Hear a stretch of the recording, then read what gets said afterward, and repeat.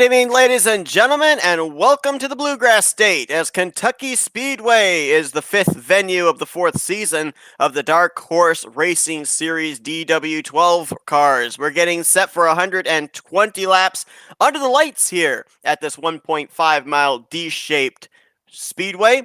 And we have a pretty action-packed field here tonight as well, as several of them out on the track, beginning or completing their qualifying laps for this evening's main event. I'm Seth Cole alongside of Scott Rankin. And Scott, I'm just going to throw a couple of numbers at you here real quickly that I noticed coming into this race. Kentucky's been a mainstay on the schedule, but in the last two times we visited here, the pole sitter has gone on to win the race. So with that being said, how much stress, how much emphasis do you think is being put on qualifying here tonight?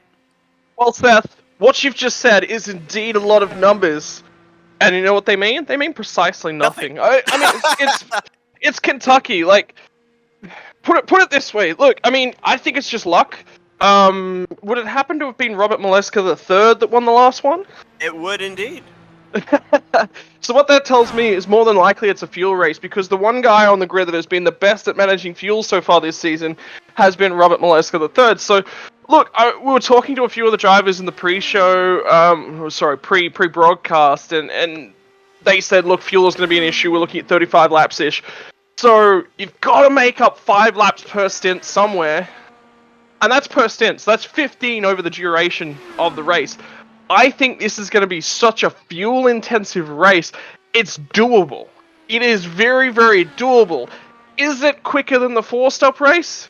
I don't think it is. I think the 4-stop race is going to be actually quicker. Sorry, is it 3? No, yeah, it's 3 stops. Sorry, my apologies. 3-stop race is actually going to be quicker than the 2-stop. So, look, I mean, there's going to be altering opinions right up and down the field tonight, and I think caution's going to play a factor here.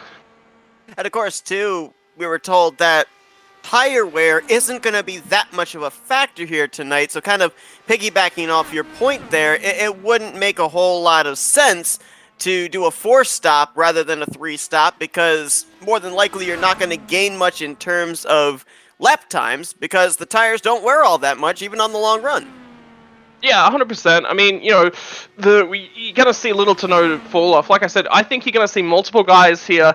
No one's going to want to lead in the early phases of the race, but somebody's got to do it. Somebody's got to sacrifice their fuel window.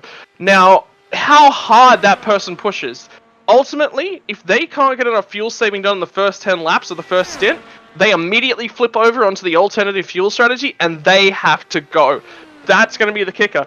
As soon as that person starts to go, that starts to throw everyone's fuel numbers around a little bit, because they need to keep that draft. They've got to stick with that lead guy. But they also need to save the fuel. That's what you've got to commit. And the worst possible thing you can try and do in a fuel-saving race is drive down the middle line. You cannot sit there and go, I'm going to give myself options in a race that's this finely poised in terms of fuel strategy. You have to go in either direction. You cannot just go, yep, I'm going to save enough fuel, and the lead guy is going, and I need to increase my pace a little bit. That's, you're dead in terms of fuel, 100%. So I think somebody's just going to have to pick a lap number. They've saved enough fuel that they can extend their stint 1 or 2 extra laps, and then they're just going to go.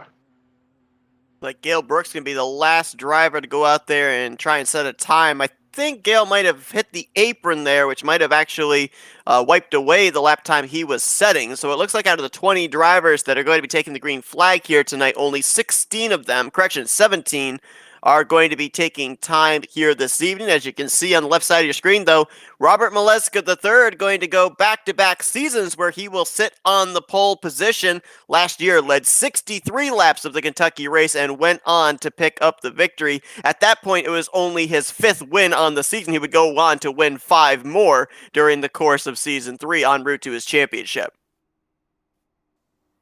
And look, I mean, the guy, he's had a couple strong weeks now back-to-back as well, so he's really thrown himself right up there in terms of contention. I mean, we saw quite a few late race cautions last week and incidents happening right up and down the pack, and Nick de Groot really threw himself out there and said, hey, I want to take it to Robert Molesca, but in order for me to do that, I have to get away. I have to get these overtakes done. He got a little bit too aggressive, and unfortunately that caused chaos right up and down the field. Is he going to come out tonight and be aggressive? Is he going to be the guy that says, I'm going to push this pack? I'm going to drive them off of their fuel numbers? Could it be Nick DeGroot that's the really deciding factor of this race? Well, I'll tell you what. Remember, you asked me if Maleska was the guy that did the coast to coast last season. I said yes. Well, the guy that did the coast to coast pull to win back in season 2 was the guy you just mentioned, Nick DeGroot. So we could end up seeing the rivalry that took place last week at Chicagoland rekindle again here tonight at yet another mile and a half. Yeah, I mean, there's options, man. I mean, we saw how strong he was at Chicagoland. That was a phenomenal race right up until those last stages. We had fuel strategies, we had pit strategies. It was all presented. And that's what I want from this series, and that's what we've seen so far. If you were to sit down and say, hey, Scott, what more do you want from a series? I can't. Dark Horse has provided it so far. Look, I mean, tonight there's options. Who's going to win it? I can't tell you that. I honest to God, cannot tell you who I think is going to win this race because I don't know. Maleska III is going to line up alongside of Henry Bennett for this race. So your top 2 in the point standings start top 2 in this evening's festivities. Bennett comes into this race a total of 23 points behind Maleska III coming into tonight's event. As we take a look at the starting grid here tonight, presented by LMCgear.com. Wagner in 3rd, Eric Peterson up there in 4th, Nick DeGroot, former winner of this race, back in 5th, with Jimmy Drynan completing the 3rd row. Bronson Stafford's been really good this season. Had a little bit of a struggle last week at Chicagoland, getting caught up in a late race wreck, dropped to 4th in points, but he's been on a bit of a tear. And Rick Ravon, you're going to see here actually starting back in the 11th position. Remember, we saw him work his way to the front last week at Chicagoland. I think he qualified 12th for that race, so not exactly the best in qualifying, it seems, but once we get into long runs, he seems to improve, get better and better, faster and faster, and eventually move up there into the top 5, usually up into the top 3. Yeah, and I really feel like that's where Rick Ravon's strength is. I will say to our viewers that this league is a fixed setup league, so the drivers aren't putting together a lot of work to try and get their cars out here each week. They don't have to spend hours and hours coming up with the best setup, which is one of the benefits of a fixed setup. However, qualifying presents itself with an alternative setup. During practice, the drivers only have access to the race setup. They don't actually get the qualifying setup. So that means that if they want to set a good qualifying time, they have to spend time through the week practicing on that qualifying setup, which is an alternative setup. The car handles differently. It's a lot grippier. It's a lot more. You can do different things with it. You can create pace in different ways. So Rick Ravon clearly is focused on the race, and it's worked for him so far. And the race is green as we're underway here at Kentucky Speedway. 120 laps await these drivers and an opportunity at victory lane. Maleska III, who's been there 3 times already in the first 4 races, leads them onto the back straightaway, but Henry Bennett charges to drivers left. Yeah, we'll see if he can really make a stamp on everything so far. Over there in 3 and 4, big thing that we were told is do not clip that apron. There's no grip down there, and it's going to send you around. Another thing that we were also told, and this has been something we've heard mostly at the 1.5-mile, 2-mile speedways all season long, and that's the fact that if we do go into a long green flag run, as that fuel tank starts to empty, the back of the car is going to get lighter. So these drivers right now, the car is pretty firmly planted. Longer we go into a run, the more spin happy those cars are going to want to be, and they're going to be fighting those race cars while racing double wide, and as we see on some occasions here in the field, 3 wide. Yeah, and the other thing to consider is when a car starts behaving like that, it generally tends to create more cautions and things, which makes the drivers want to run as long as they possibly can on that first green flag run. So that's something that the drivers are going to be aware of. We want to make sure this first green flag run goes as long as possible, because if that caution happens, all of a sudden, if we don't do that, we're a lap down on fuel. It's just not good enough. Oh, this is interesting. I'm almost seeing some deja vu from last week to this week. Remember last week, Maleska III led us to the green. We saw him after the first couple laps, mired back outside the top 5. It's happened again. He's back in the 6th position as Jimmy Drynan and Nick DeGroot battle for the top spot. Yeah, I'm really not all that surprised. I think that's planned from Robert Maleska. He knows his fuel numbers, he knows where he needs to be, and he's driving to those numbers. So hopefully he can save a little bit of excess fuel, and we'll start to see him push a little bit later on. Mention the fact that back in Season 3, Maleska III led 63 of the 120 laps. Nick DeGroot In the race he won back in Season 2, he led 113 of the 120 laps, so a dominating performance him 2 seasons ago. Jimmy Dryden, though, got him at the start-finish line and will clear him going into Turn 1. DeGroot falls back to second, and Eric Peterson now going to come up into the third position. So again, I really don't expect to see this much sort of jostling for position early. These are drivers just trying to organize themselves, just trying to set themselves up for the back end of the race. They want to get there with a clean car. They want to have that fast repair still up their sleeve, just in case something happens. On board here with Henry Bennett, you can see Eric Peterson's car dancing around a little bit there, going into Turn 1. As we look behind to Robert Mileska III running in the 5th position. Got some moves back there on the back straightaway. I think there was a block being thrown there. I think it's Bronson Stafford, Jim Brooks in that vicinity around the 8th position. It'll be interesting to see if they continue to do that. I'm trying to keep my eyes peeled for Bronson Stafford at this point in time. I really want to see what he's going to do, if he's going to push on forward, if he's just going to be happy to let ride in these early phases of the race. Because you've got to remember, like I said, long race here, many fuel stops. You can outplay somebody in these fuel windows. So all of this jostling for position is purely theoretical at this point in time. Well, it was almost 3 wide there with Bronson Stafford, Jim Brooks, and I think it was Charles Teed that was on the inside of the 3-wide formation. They settled that out as Mileska III jumps to the outside of Teed for 6th place. Henry Bennett just up ahead of them, and now Jimmy Dryden back to the inside of Nick DeGroot. One thing that we're going to be talking a lot about here tonight is aero. Look right there as Jimmy Dryden, he doesn't push up the track. He's purposely going up there because you can actually get a run to be able to make a crossover on the high side of 4 onto the front straightaway. The lead car will purposely try and move up there, clear themselves across the nose of the second place machine to try and stall them out, to try and avoid having them have that run on the front straightaway and have the inside advantage going into Turn 1.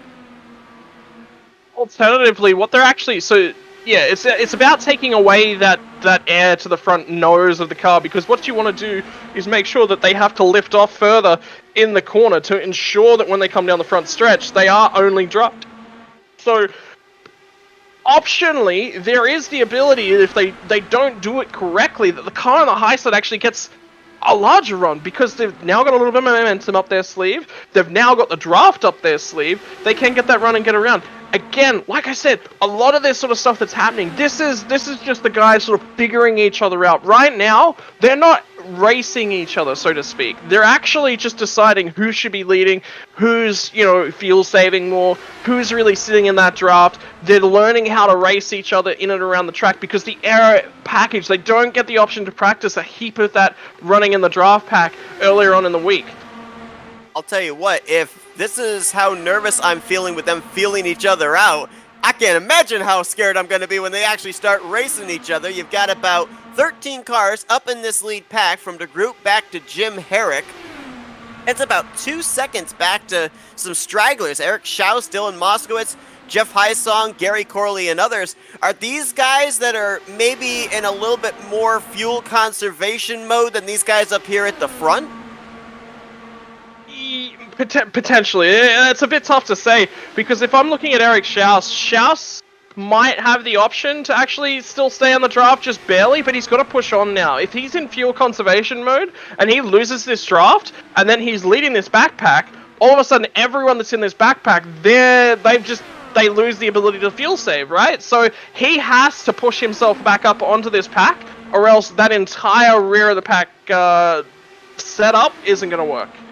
We mentioned that Rick Ravon didn't exactly have the best of qualifying efforts. He didn't let that stop him, up 10 spots since the start of this race and to the race lead. Nick DeGroot trying to get alongside him on the top of Turn 4 onto the front straightaway. The two of them will drag race the start-finish line, and about half a car length will be advantage Nick DeGroot. He'll take the lead going into Turn 1.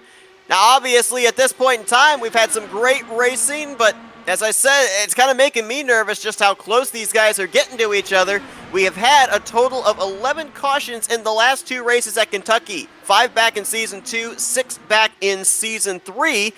But based off of the long green flag runs we've had at other mile-and-a-half tracks here this past season already, back to last week at Chicagoland, we end up only having a couple of late race yellows take place in that one. we could be in for a long green flag run, several long green flag runs in this one. I'm not certain we're going to see the caution that many times here tonight.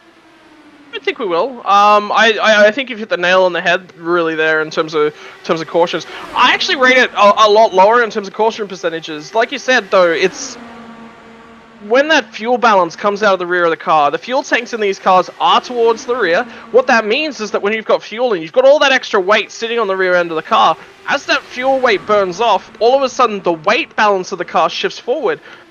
And it's not for the reason you might think, oh, the car's lighter, you know, that means naturally the balance. No. You've got a huge fuel tank that's sitting over that rear axle, and it's pushing a lot of that weight down on the rear axle. Generates a little bit more grip, makes the car a little bit heavier, means you can't run quite as fast. When that weight burns off a little bit, that weight balance shifts towards the front of the car. There's less grip at the rear of the car.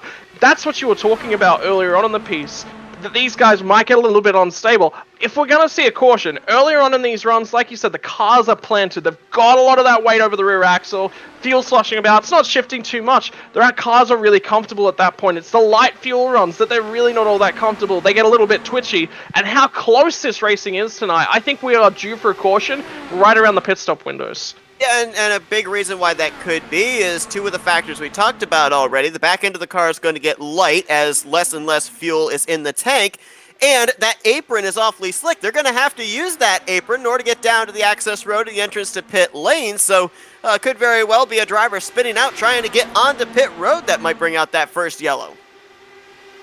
The one benefit of pit road is that it's actually not considered part of the racing surface, so they're less likely to trigger a caution down there. But look, I mean, you know, it still can happen, especially if the entry to pit road gets blocked. That's tends to be the time that iRacing will automatically throw a yellow in those sorts of circumstances. The other factor that's causing a caution and giving me an issue, like you said, it is that apron. But I'm not really necessarily directly considering the effects of the apron. I'm considering the effects of the cars lifting and then having to get back into the gas.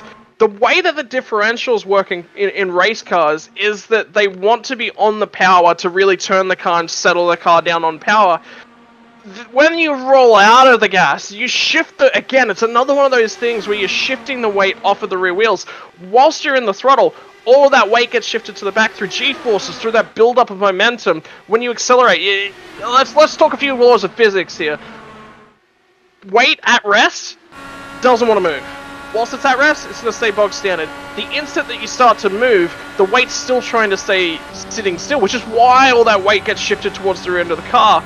As they come off the throttle, again, the car wants to go fast still. It's still trying to go fast. So that weight shifts towards the nose, again unsettling the car, and with the combination of the lighter fuel loads and that effect of having to lift out of the gas, that's where I think we see the unsteadiness, and especially with the pack racing format that we're seeing tonight, I think is going to be a real tricky period for these drivers to navigate.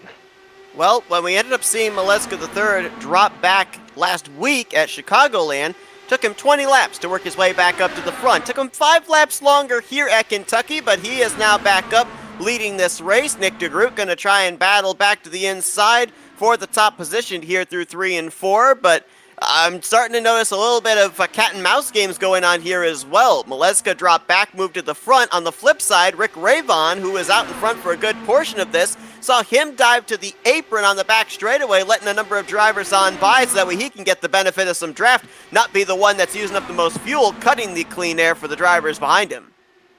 Yeah, and I think he's also trying to read a lot of what's going on back in there in the pack and know that he can get through, and he knows how to settle the car down and make all those overtakes. I mean, he's already done it from P12 up to the lead, so he's just testing himself again. He's making sure that everything that he's been working on this week in terms of the practice and where to run and how the car's handling, and he's putting that theory to the test as he sends it to the inside of Maleska. They go 3 wide potentially there as DeGroot tried to go a little bit lower, and caution is out. Mike Tellier in the 97, I believe, has run into an issue. I tell you what a time for Ravon to go to the lead. And this was only, 7 laps or so potentially away from when we were going to see these drivers have to start thinking about making their first trip to pit road under green flag conditions. Now they're going to be able to come down under pacing. Yeah, so this will be a guarantee, and a lot of these guys... There's an option to not take tires here if you're looking for a little bit of track position, excuse me.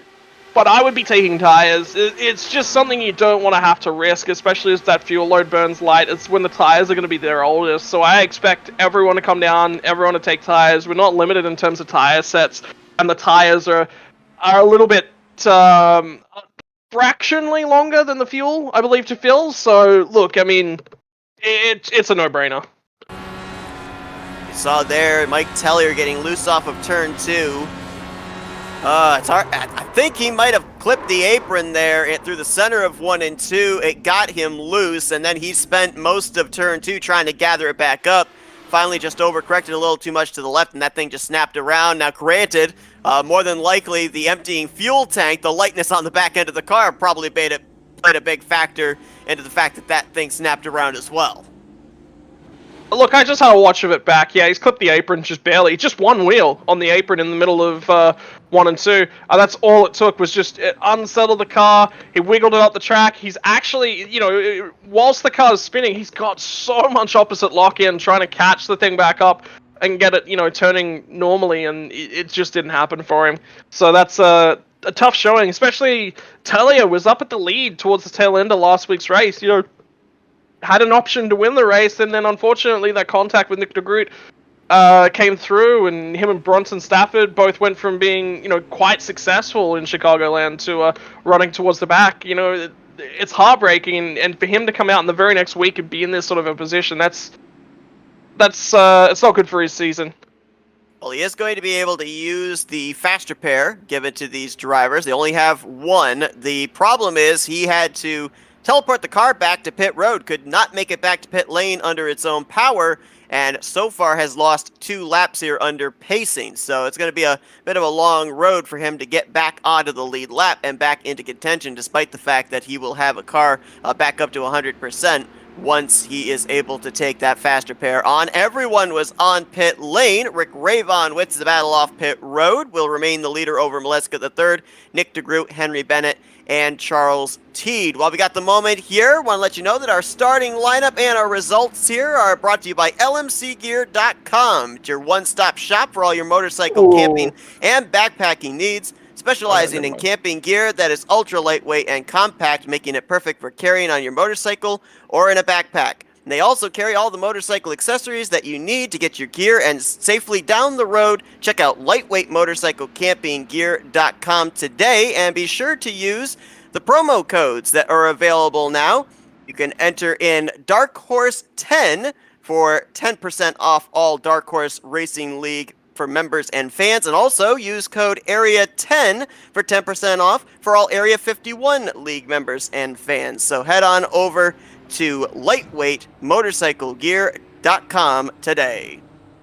So just having a quick look back, we have a couple of takers that come down pit road under that last caution. Under the last laps of the current caution. So we actually had, I believe, Matt Rodriguez and Jimmy Drynan both came back down pit road one extra time. So they've taken an extra lap around to add some extra fuel to their cars. There's an option here for these guys to run that little bit longer in terms of fuel. Could that potentially play out and play them back into contention? Who knows?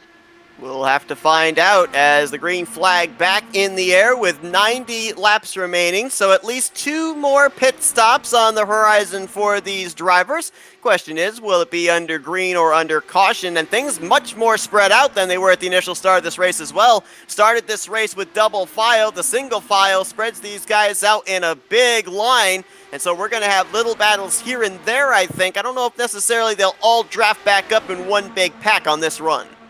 I'm actually just having a look. There's already 3 distinct packs starting to form. So you've got everyone from Rick Ravon down to Charles Teed. They're in the primary pack. And then Jim Brooks back. You've got all of these cars sort of queuing up to try and get around Jim Brooks. Bronson Stafford's going to complete that pass. The 77 of Benjamin Combs is down on the inside. So I think Stafford's going to try and push this pack back up to the leaders. Then this sort of tails back off down to Matt Wagner. And then Eric Peterson is the lead car in the next group. Also got Dylan Moskowitz there in that bright yellow machine. The bright green behind him is Eric Schaus in the 72.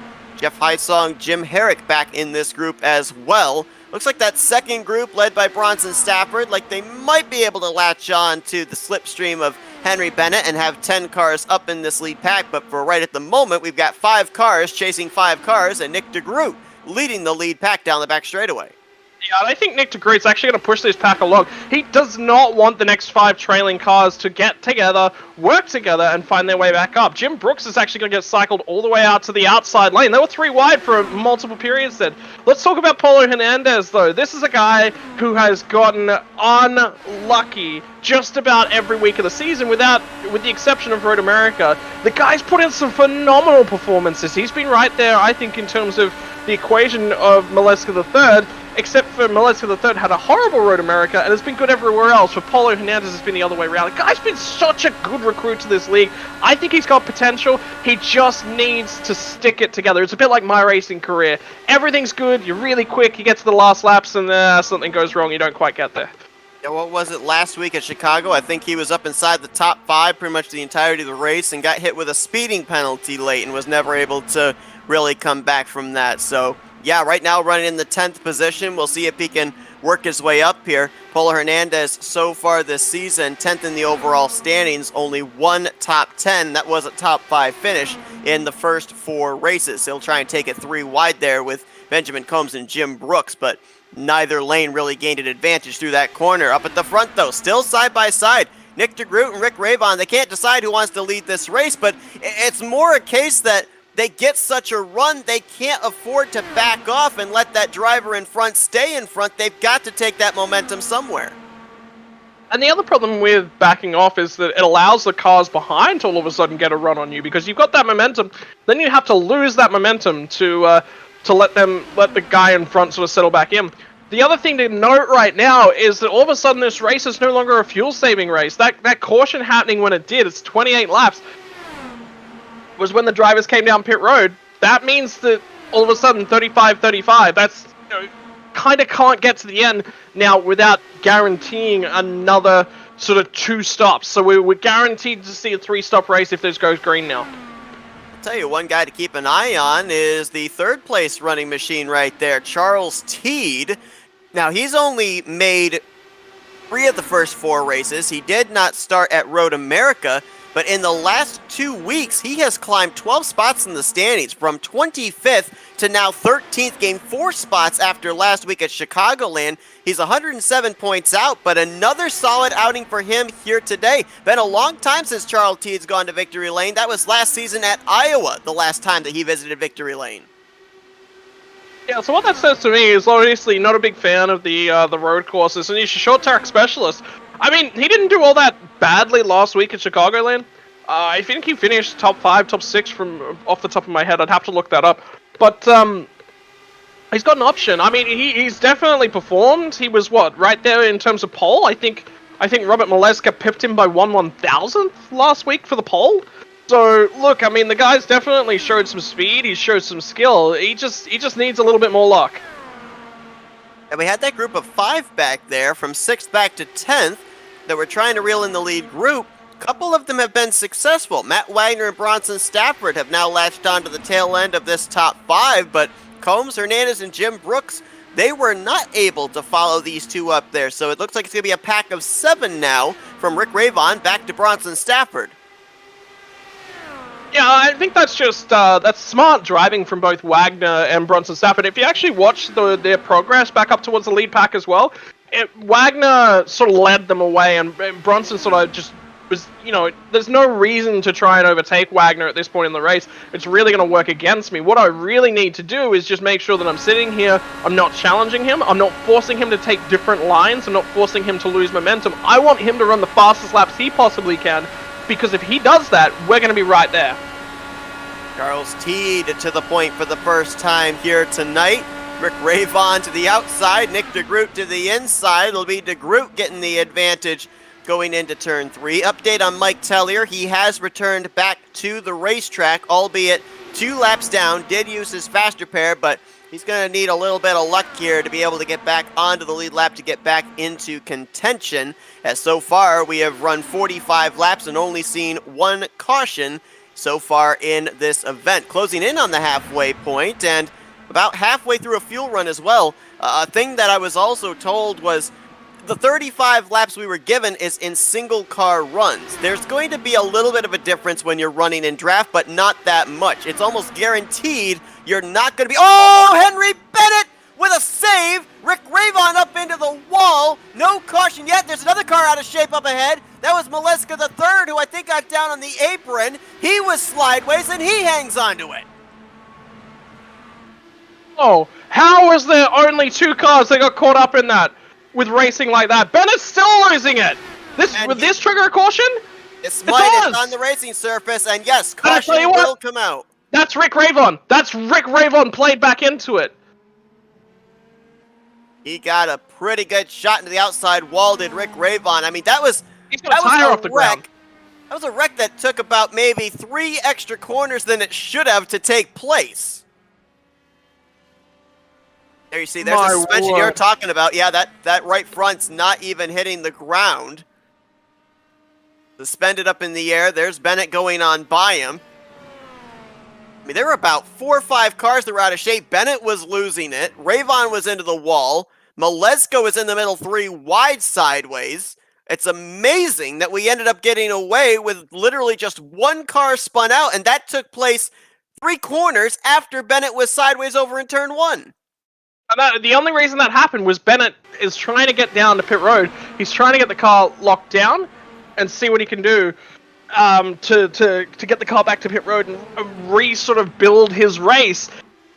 And he touches the apron and the car just loses it. There's nothing he can do. He locks it down. It saves Rick Ravon and himself, though. Absolutely saves them, because Ravon was on his way to pit road as well. Caution flag comes out. He's got enough time to get back out in the racing surface and get back around to the tail end of the pack before making it to pit road. Tremendous job of not hitting anything with that slide for Henry Bennett. Now, obviously, we're going to be taking some closer onboard cameras, but just from the initial look there, Scott, might have been a little gap whack that took place there, or was there contact from the back end of the 2 and the front end of the 07? I'm not certain.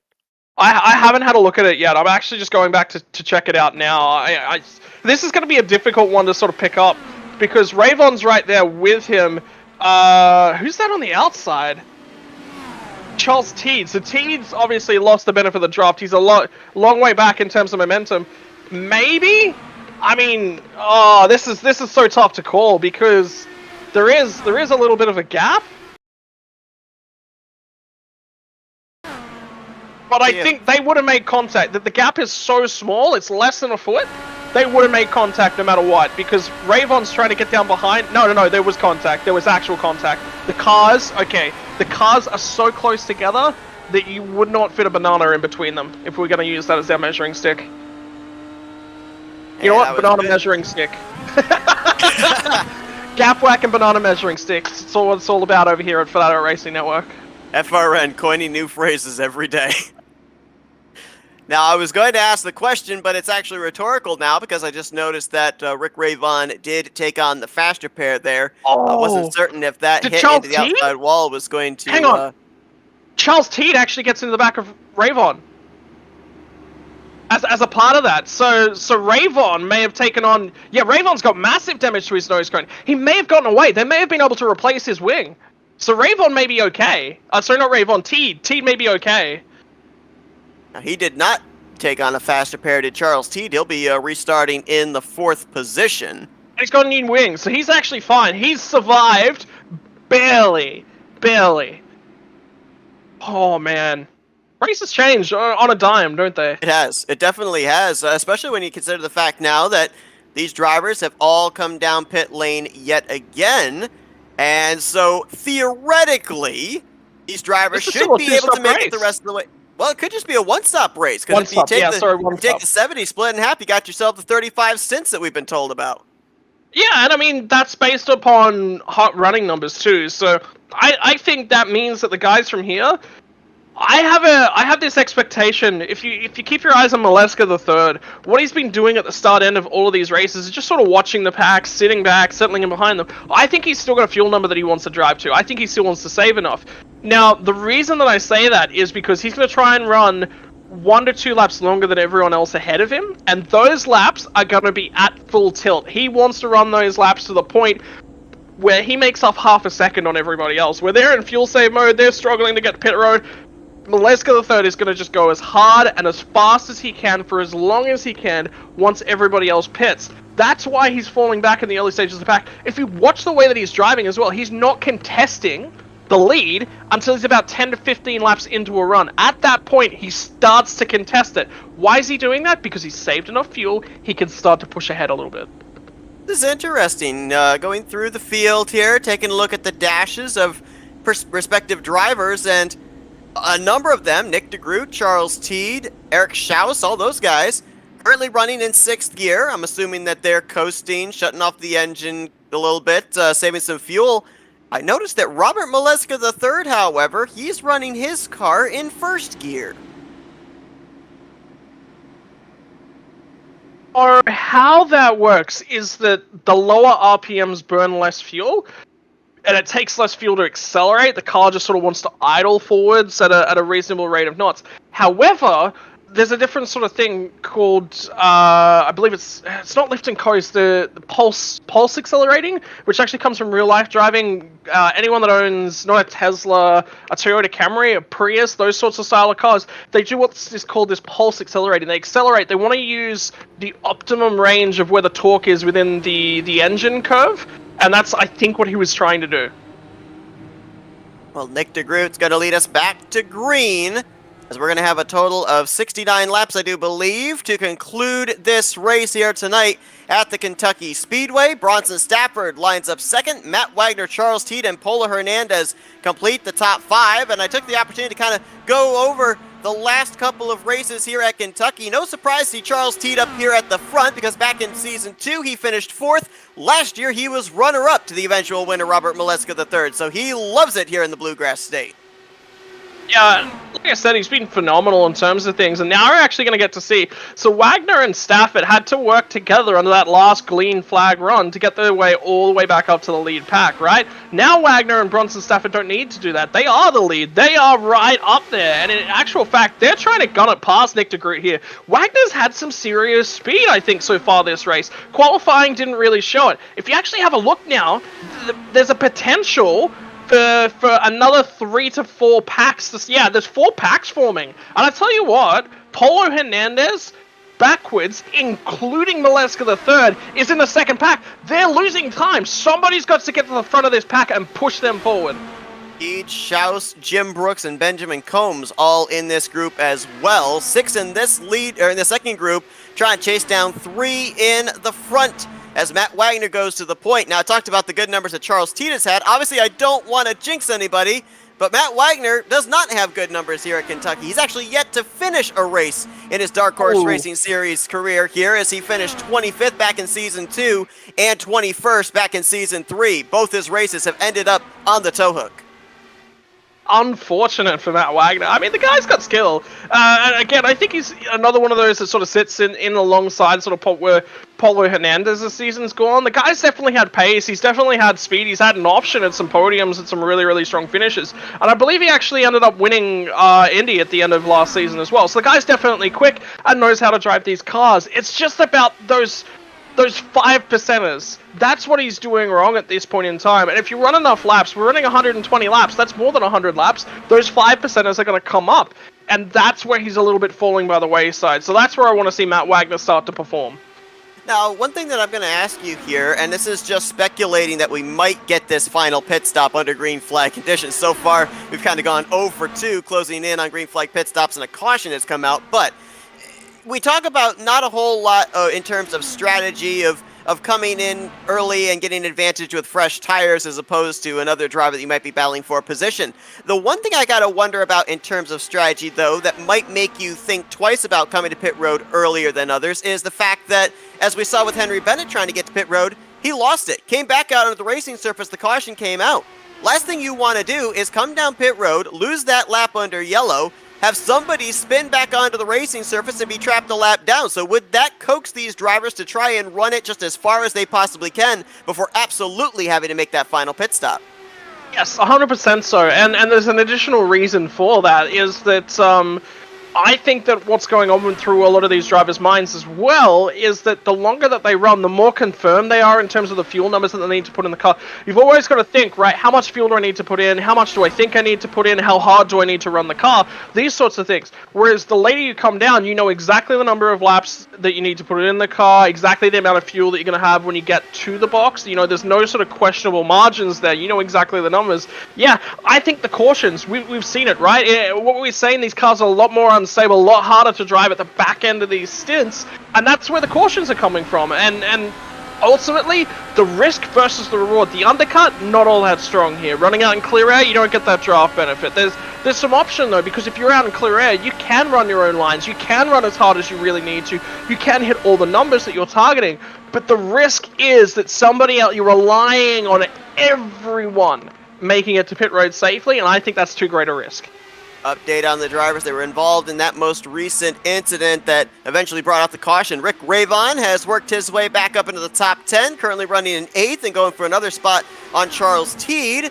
A little ways back behind them in another pack is Henry Bennett. He's in this 3-car pack with Jeff Heisung and Dylan Moskowitz. Right now, Bennett running in the 11th spot. So both of those drivers trying to get themselves back up here to the front, at least up into the lead pack where they were running before they ran into their issues. But right now, lead pack is just 3 cars. Stafford now out in front, Wagner in second, and Nick DeGroot in third. They got about 1.5 seconds before you get back to that group of 6 in pack number 2.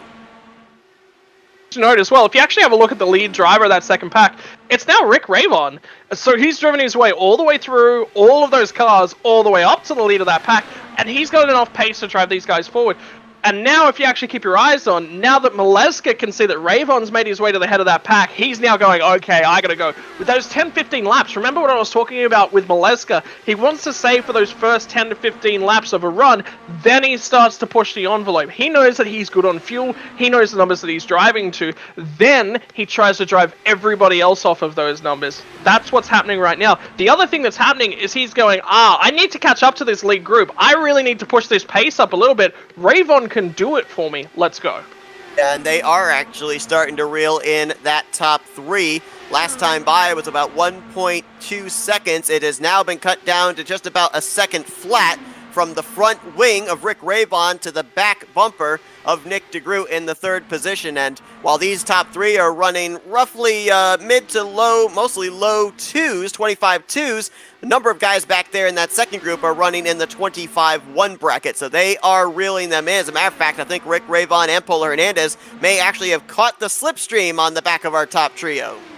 Yeah, and that's dangerous. This is a really dangerous period right now for both the lead pack, the middle pack that's trying to break away and catch back up to these leaders, as well as that second pack. If you actually have a look, Robert Maleska has not been able to maintain control. He's not been able to maintain contact with the rear end of Polo Hernandez. And now you can start to see it, is that Polo Hernandez and Rick Ravon, they've got the pace. Ravon has got it, and Hernandez is just sitting himself there. He says, I know if I sit here, I work with Rick Ravon, we're going to catch back up to these guys. I think Maleska's missed a trick here. And if he continues to let this happen, they're going to get further and further adrift until they don't get the option of using that draft effect from Hernandez and Ravon. And you can see he's immediately pushed his way to the 4 of this pack. He has. They were running 3 wide in this pack just behind him as well, which is not going to help them in terms of their lap times and in terms of trying to close up the gap between themselves, the group of 2 up ahead, and of course the top 3. Bronson Stafford, who's showing the way here, has now led more laps tonight than he has led the entirety of this season. Coming into this race, he had only led 6 laps in the first 4 races here for his first full-time season, and he has led, obviously, much more than that so far here on this run. Wagner behind him with Nick DeGroot, and now only about maybe half a second back are Rick Ravon and Polo Hernandez. So I'd say maybe in the next 5 laps or so, we're going to have a group of 5 up here battling for the race lead. And, oh, by the way, if you're keeping track of the numbers of when that final pit stop might be coming up, we're looking roughly about 15 laps before we're going to start to see some of these guys ducking onto pit lane, potentially for the first time tonight under green flag conditions. Yeah, and watch Maleska now. He's recognized. I need to go. I've saved enough fuel running behind these guys, and everything's happening up front, and I'm not attached to it. I've got to get back up there. Remember what I was saying at the top of the piece as well. is that Maleska is phenomenal. Oh, Maleska! Oh, Overcorrects it, and he collects up Eric Schaus as both cars go flipping and barrel rolling down the front straightaway, down towards the start-finish line. oh, that did not just happen. That thing just snapped to the right. My word! What was I saying? He needed to push. You know what happens when you start pushing? It's those 1%ers. That starts to creep into your gameplay. You really start to push the car as hard and as fast as you possibly can, and he's over-pushed it! I don't know what shocks me more, the velocity of the impact for him and the wild ride for him and Eric Schaus, or the fact that after all that, both machines are still under power and coasting back to pit road. I am. If this was real life, they would not be. You would be. Those drivers would be in a medical van on their way back to the infield to get checked out. That is the power of sim racing. Something like that can happen. The guys will go back, they'll get a look at everything, and they'll be right to go. My goodness, look at the shot he takes into that outside wall. Nowhere for Eric Schaus to be able to go. Count the barrel rolls. Count the barrel rolls with me. I'm going to watch My it from Schaus's point. Goodness. Now, after that last caution, Mike Teller had gotten one of his laps back. This caution puts the 97 back on the lead lap. So all 21 cars should be on the lead lap when we go back green here, dependent on how long Maleska and Schaus have to spend on pit road. 9, 10, 11, 12, 13... Great job by everybody else there to be able to avoid both of these race cars, because when a car's flipping, you don't know what direction it's going to go. It could barrel roll up to the outside wall, it could barrel roll to the inside, the infield grass, and fortunately with this wide straightaway, everybody else was able to avoid, so it was just a two-car incident, but what a two-car incident it was. I mean, start of the night so far. So I count 14 for Eric Schaus. I'm just going to go back and do the numbers on, these are important statistics to note, how many barrel rolls the car does. So 14 for Eric Schaus. Let's see how many Robert Maleska did. And it looks like, fortunately, our onboard camera survived with Eric Schaus, as you just saw the back end of the 91 step out, and immediately the nose headed in the wrong direction, up into the outside wall, and with the speeds these guys are carrying into the corner, there's just no opportunity for Eric Schaus to be able to get on the brace or change his path. And he gets collected up with a wild ride as well. Both drivers have come down pit road. Both drivers have taken on their fast repair, and both are going to remain on the lead lap here for when we go back green. But this now will have Matt Wagner, the race leader, as he won the battle off pit road. Nick DeGroot, Bronson Stafford, Rick Ravon, and Polar Hernandez are going to be the top 5. Yeah, so Wagner, I think, actually saved a bunch more fuel than the rest of those guys. That's why I actually see him at the 4 right now. Something I do want to note is that, look, I mean, if Robert Maleska is making mistakes, what does that say about everybody else? What that says is that this car, in these conditions, is very difficult to drive hard and fast for extended periods of time. And you've got a seasoned campaigner in Maleska. You've got a guy who knows this car back to front, 3 kinds of sideways, and apparently 5 barrel rolls as well. So that says to me, you've got probably one of the best guys who knows how to drive this thing cleanly without mistake, and we've seen that right throughout everything so far, is that Maleska has been that guy that when other guys are struggling, he's the guy to go to in terms of pace, and he makes a mistake. That says we've got a difficult race car to handle on our hands. So I actually want to say a big shout out to all the drivers so far that there has only been 3 cautions. That says a lot. Only 3 cautions and only 5 drivers that are so far a fast repair in the hole. Rick Ravon, Jimmy Grinan, Eric Schaus, Robert Maleska III, and Mike Teller. They're the only ones that have had to use the fast repair so far here tonight. I'll tell you, I'll do you one better too, as far as the talent of Maleska having an issue there. We saw Henry Bennett have trouble trying to get onto pit road. He's the guy that puts together the setups for these drivers week after week in this league. So he even had some difficulty getting onto pit road. Well, there's something to say there. I think he may have had broken suspension. I think he may have had a wheel off the ground. So there's a little bit more to it than that. So it's not just as plain and as simple as, hey, look, we got a driver, that puts the setups together and he's struggling to get the car in. I mean, Bennett's smarter than that. Bennett's a really, really good setup builder. I've driven a lot of these setups. They're actually, No, I'm gonna withhold that comment. They're actually doing a phenomenal job. It's just that the track and the draft and the conditions later on in the run are so sketchy that it's difficult. And again, they've done a phenomenal job up until now. Now we have a fuel race back on our hands. I think anyone that come down pit road on the last lap is best positioned, and guess who was the last one to do that? Mike Tellier. Very interesting, because we're going to be going back green flag racing with 46 laps to go.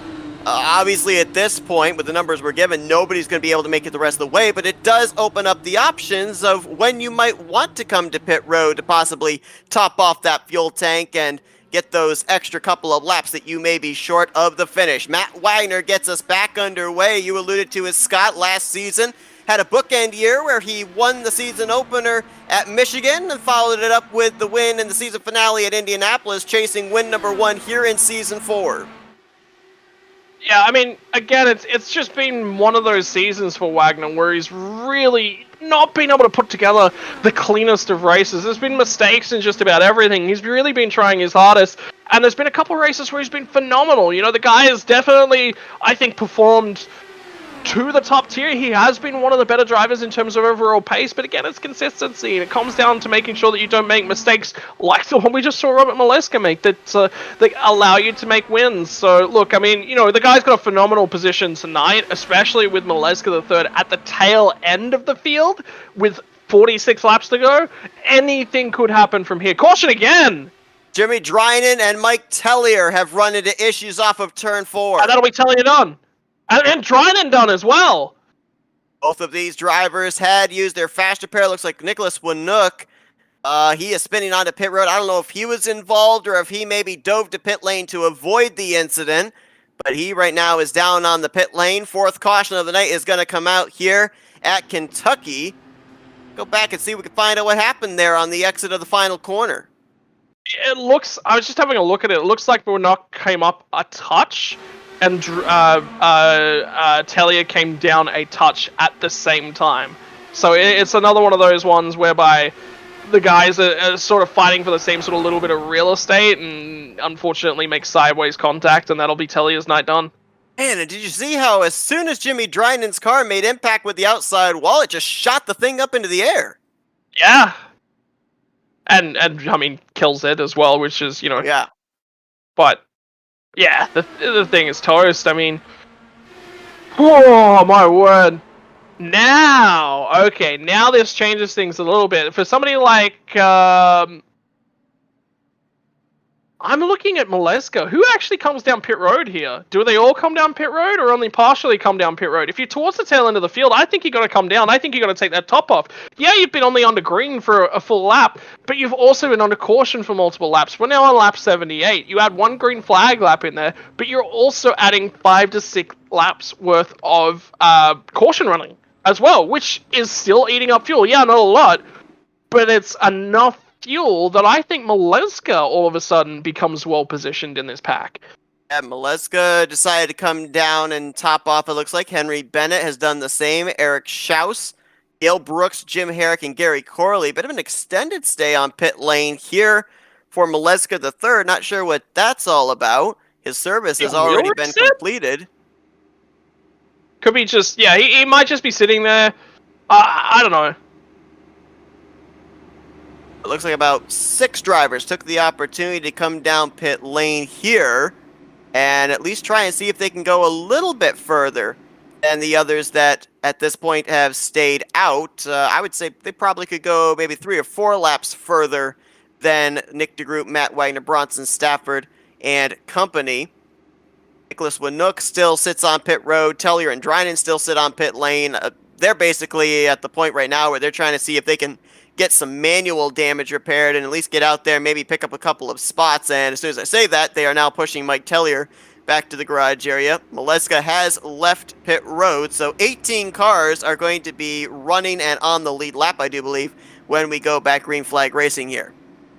I have a feeling Winook got a penalty for speeding on pit lane entry because he did cross into pit lane whilst moving at a significant rate of knots, so... Maleska's back down again. I think this is smart. This is Maleska saying, I'm already at the tail end of the field. I want to get this thing as topped off as possible. Right. Now, one thing I was going to ask, and I'll still ask it here because he's going to be starting at the rear of the field here for this restart. He was at the back for the previous restart, and we saw what happened when he pushed it, where he ended up having the car come around on him and eventually had that barrel on the front straight with Eric Schaus. Now being back there in traffic and into the second half of this race, does he have to kind of pull back the reins here and be a little bit more methodic in how he works through the field, or does he run the risk of trying to push it again in order to make his way back up to the front? I actually don't think he's going to push. Now, the reason for that is he's just pit. Lap 79, we're about to go back to green, right? So he is at 40 to 41 laps to be able to get home. I think he can do it, especially if he just backs his pace all the way down. That car is the most full of fuel of anyone that's out there. There's a couple cars right ahead of him that are close in terms of fuel. Jim Herrick, that he's just overtaken, is exactly the same strategy as Maleska III. He's pit under that last lap of caution. I think Maleska is targeting a no-stop race to the end. See if that's going to be able to be possible. We may not have seen our last yellow flag as Matt Wagner went down there on the apron on the front straightaway. Now, one thing that I was not briefed about, we know that last week at Chicagoland, the drivers were not allowed to use the apron there on the front straightaway. They had to stay above the white line. I don't know if that was the case here tonight at Kentucky. And with Wagner dropping back, I'm not necessarily certain if he's having to give up spots or not. I haven't really seen anybody outside of Wagner venture down below that yellow line here on the front stretch. I mean, it's interesting to note. It's one of those difficult ones where the track sort of just juts out a little bit, and it is just the natural line to just touch it. Towards the back end of the right now, I wouldn't be too concerned about it. But in the last 10 laps of the race, I would be concerned about it because, especially if you're right towards the pointy end of this field, you don't want to do anything that's going to give you that potential question mark. At the end of the race, if you know that you're good and somebody else isn't, at the end of the day, if you have to get down there to avoid another car, that's fine. You actually see Matthew Rodriguez at the tail end of the pack. He was on the apron on the front stretch. He was doing that to avoid a car, and he's rejoined, and he's lost a lot of time. So it hasn't benefited him in any way. That's perfectly fine. That's what we want to see.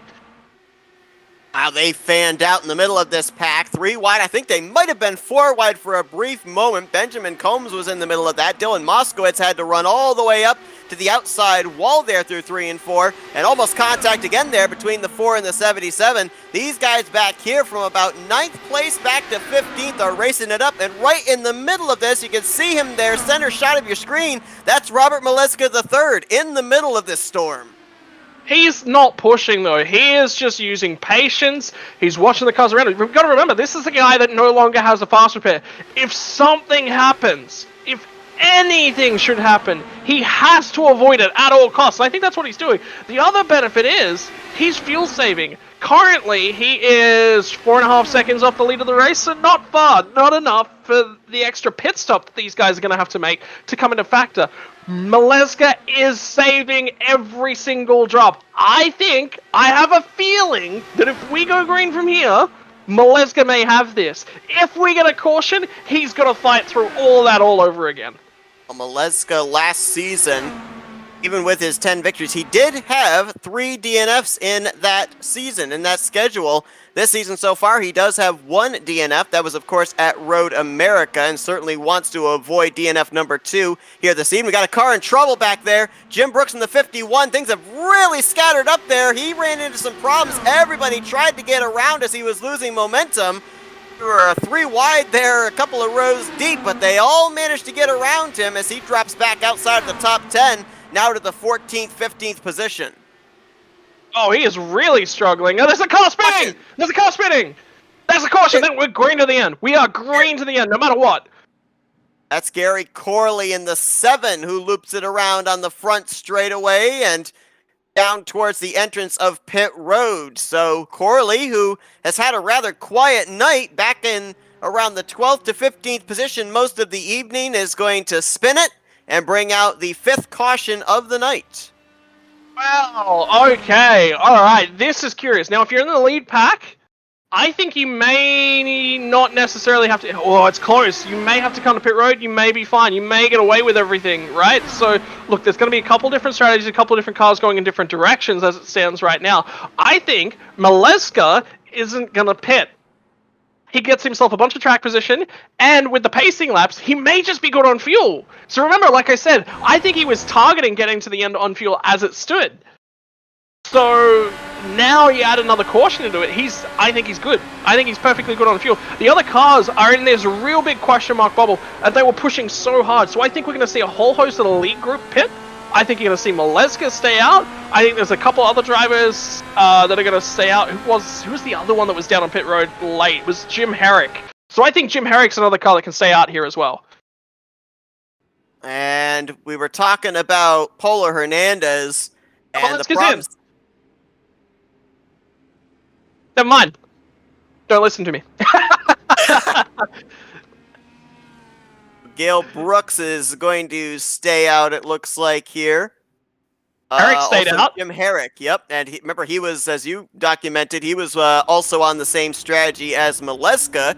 Had come down pit road at the 1 to green under the last caution. But Polo Hernandez, another tough break here tonight. This time, no fault of his own. Looks like he may have had some connection problems. He disappeared from our screen, has not returned back, and right now being scored 1 lap down the 18th position. So even if he does return back to the server, we're running low on laps and opportunities for him to be able to get enough lucky dogs to get back into contention. He was running at the time in the 9th position.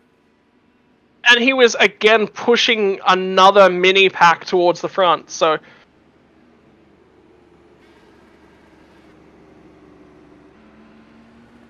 So tough break there for Polo Hernandez.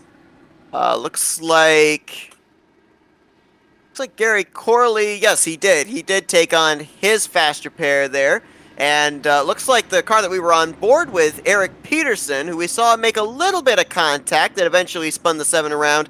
That little bit of nose damage did not affect him enough for him to take on his faster pairs, so he'll be restarting in the 11th position and still have the faster pair in the bank here for these final 30 laps. Gale Brooks was on pit lane 12 laps ago, Jim Herrick 11 laps ago, so obviously Gale Brooks is of the assumption that he could probably make it the rest of the way and maintain this track position. Herrick 1 lap better, but obviously, as you pointed out, everybody else that came to pit road, we're in the window now that they can make it the rest of the way. They can push 100%, not have to worry about saving fuel at all from this point on. But there's a little bit of a problem for the two that are at the front that didn't pit this under this most recent caution. So Gale's going to get the best start. He's going to control the start. He jumps and then everyone else is reacting to him. So that's always going to push him out a little bit further. You get too far out, all of a sudden what happens is that everyone behind you in the draft builds up so much more momentum than you. By the time they catch up to you, they just fly on by. So he's then set up in the mid-pack. You're looking anywhere 3rd to 5th sort of thing, depending upon how the field sort of plays itself out. Given the drivers that are right there, I think it is going to be a top 5 once again that are going to break away a little bit. Nick de Groot's the last of the drivers that I think really stick to it. So his target will just stay with that lead group, right? So that's his target. And if he does that, he should be able to save definitely enough fuel to get home and be in with a contention. Now, cautions, obviously, the drivers are getting towards the latter stages of this race. So they're pushing a little bit harder for bits and pieces of positions, right? They're not just going to let things slide. At this stage of the race, you can't. Because it's all of a sudden you give up track position, you're going to have to take a few laps to get that position back, then you're fighting for it, you lose the ability to race the guys ahead of you, basically. So these guys are going to fight so much harder for position. That breeds more potential for caution. So we get another caution, there is all of a sudden that question mark over Gale Brooks and Jim Herrick turns into a solid tick in terms of fuel capacity. Personally, I think they're good. But if Maleska pit, that makes me a little bit more worried, because if there's anyone that knows whether or not you can make it, it's Robert Maleska. Well, it's interesting strategy here on the part of Gale Brooks because obviously was one of the drivers that did not elect to set down a qualifying lap, started subsequently back in the 19th position, now up here leading this race. But if you look back at the numbers here from the first 4 races, Gale Brooks is 5th in the overall standings, 2 top 5s, 4 top 10s. As a matter of fact, is only one of 3 drivers that has finished in the top 10 in all 4 races to start out this season. So being as consistent as he is, taking a little bit of a gamble here in terms of gaining track position but possibly being short on fuel. But when you've got the momentum that he's got coming into this one, especially compared to where he was positioned in points at the end of last season, I kind of like this. Why not go for the risk? Yeah, 100%. I agree. This is a very, very smart call. And like I said, the other guy that I thought was brilliant was because Maleska pit on the last lap of that last caution was Jim Herrick. I think what you're trying to do is you're trying to create a fuel overlap because you're already going to be at the tail end of the pack, right? So you may as well come down. What's the loss? You're going to lose, what, 1 position at the most? You may as well just come back down, grab a little bit more fuel. That's what those guys were doing under the last caution. As we go green this time, I'm so curious to see what happens to the pace of these front two. Eric is going to lose about 3-4 car lengths to Gale Brooks heading into turn 1. Another 3 car lengths back to Rick Ravon, who then leads Matt Wagner and Nick DeGroot, your top 5. Bronson Stafford there as well. Was that a no? Sorry, my apologies. My apologies. That was the green flag in the corner of my screen. I thought it was yellow. In fairness, we got a slow car though. There was a slow car. Matthew Rodriguez is off the pace there in 1 and 2, and he actually does have the front wing gone. So no caution, but we definitely did have an incident. Something is wrong. Something is massively wrong with that car. He's staying well clear of everybody else. Side by side gonna be for 3rd place. Matt Wagner almost literally getting pushed by Nick DeGroot, by Rick Ravon. Bronson Stafford now joins this threesome, and he's going to make it a 4-car pack up at the front here. 3rd place, back to 6th, trying to reel in the top 2. So there's a couple things going on here. I actually, if I'm in this lead pack sort of group, I want to make sure that Jim Herrick and Gale Brooks, they have to push. I don't want to be pushing that air for them. The reason for that is I want them to have to sweat a little in terms of their fuel strategies. They go 3 wide just behind them. Ooh, got close there with Rick Ravon and Matt Wagner a couple times there from 4 over here to turn 1. Still 3 wide going into the first corner. Wagner pushes up, and there definitely was contact that time. That was wheel-to-wheel sideways, so both of them should be okay. There should be no issues there. The cars are built to withstand just the tiniest little bit of that because, you know, a little bit of rubbins racing, but not much more than that. Anything more than that, and they both get damaged, and they start falling like rocks. Wagner going to slot into 3rd, DeGroot into 4th, side by side for 5th. Gale Brooks was able to hold off a hard-charging Jim Herrick a couple of laps ago. Herrick, though, back to the inside again, looking for the top spot into 3. And he's looking for that clean air down on the bottom. He doesn't want to follow Gale Brooks at all. And Wagner says, you know what, boys? I'm coming. Oh, and Herrick's around. Jim Herrick has lost it off of 4. Rights the car coming back up towards the start-finish line. No caution going to come out for the spin by the 40 machine.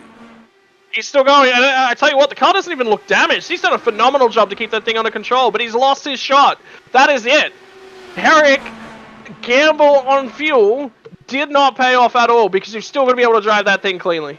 And Gale Brooks has lost the lead as well, dropping back to the 3rd position, just behind Bronson Stafford, just ahead of Nick DeGroot, but still in this lead pack, still with a shot of winning this race. Matthew Rodriguez has come down pit lane, lost 3 laps as a result. Gary Corley still sits on pit lane after his spin that brought out the latest caution. 4 laps down for that driver. So right now we've got 15 drivers on the lead lap, including Jim Herrick, who had that loop around, that are on the lead lap. Just keeping my eyes as well. Maleska the third hasn't made a ton of time. He's hanging all the way off the back end of this chase group. He's not in contact with them. That's a major issue. Something in that restart phase has happened to Robert Maleska the third. This is a guy we thought might be winning this race, remember. He might have control of this race. He might be the guy to watch. All of a sudden, he's not even in the picture.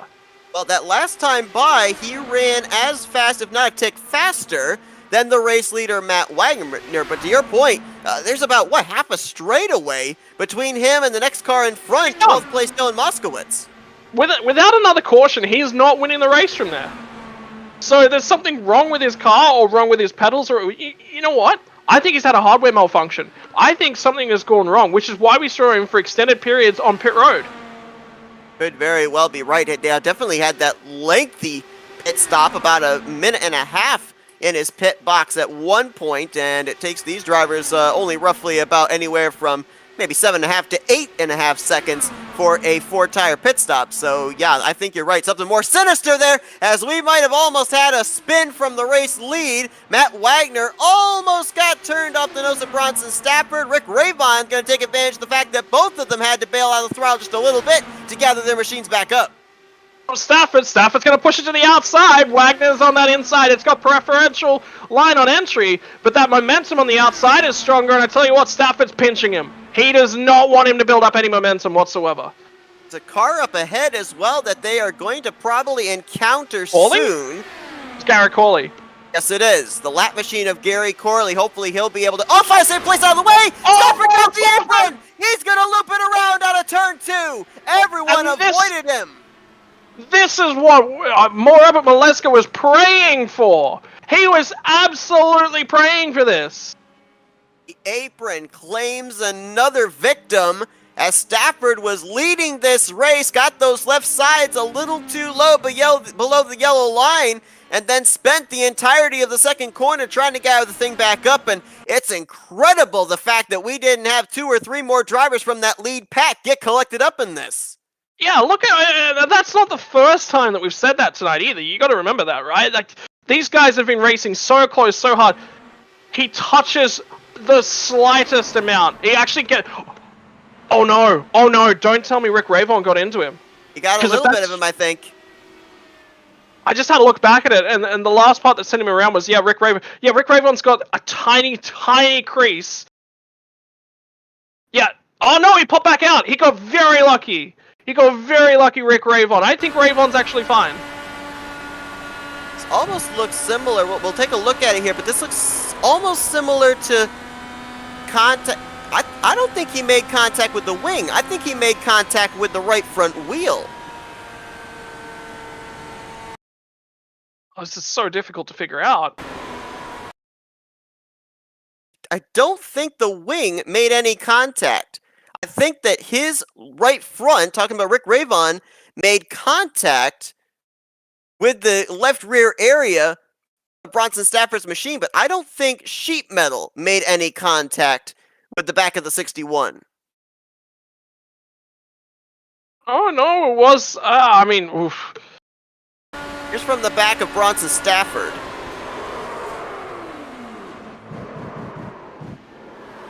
Boy, that's so tough to tell. His nose cone was damaged on my screen for about a second. The contact was minimal. It looked very similar to what we had earlier when Eric Peterson made a slight bit of contact that eventually sent Gary Corley around on the front straightaway.